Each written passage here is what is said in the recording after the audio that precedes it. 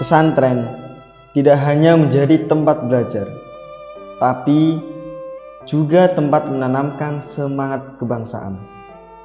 Dari pesantren lahir generasi yang cinta tanah air dan siap mempertahankan kemerdekaan dengan iman dan ilmu.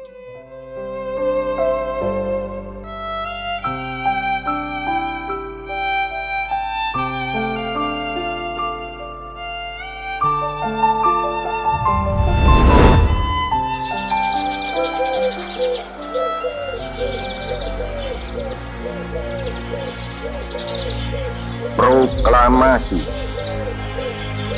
Kami, bangsa Indonesia, dengan ini menyatakan kemerdekaan Indonesia.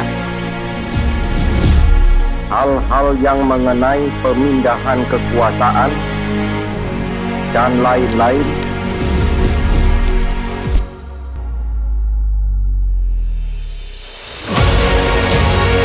diselenggarakan dengan cara saksama dan dalam tempo yang sesingkat-singkatnya.